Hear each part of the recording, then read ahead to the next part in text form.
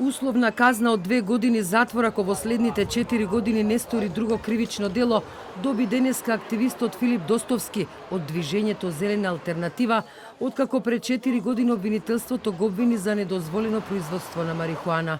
Тој во знак на револт пред камерите запали цигара во која имаше марихуана.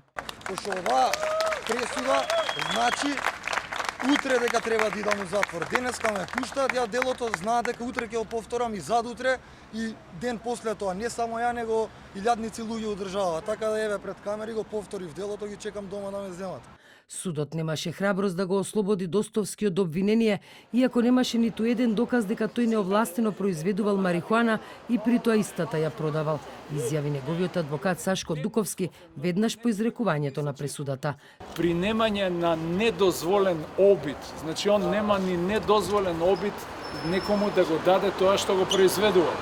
А при тоа е болен од Ходжкинсова болест, која што е вид на карциногена болест, он има полно право да произведува. Денеска Достовски доби поддршка од повеќе десетици приврзаници за целосна легализација на марихуаната, меѓу кои и од повеќе невладини организации.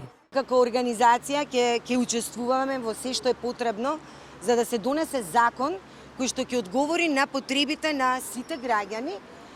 Меѓутоа, секако тоа ќе биде долг процес. Овој судски процес да биде како чекор за промена во кривичниот законник, каде канабисот, марихуаната би се одвоила од сите други опојни дроги, како што е во поголем дел во современите земји, да се одвои од останатите дроги, зашто сега во моментов се раководиме според некои закони кои се создадени во 50-тите години. Достовски најави дека ќе остане корисник на марихуаната и рекреативно, но и за медицински цели. И рече дека ловот на луѓе кои ја користат мора да престане. Компаниите и сите мора да разберат дека има луѓе тука што тие компании живеат од овие луѓе. Исто така и државата. Македонија легализираше марихуаната за медицинска употреба во 2016 година.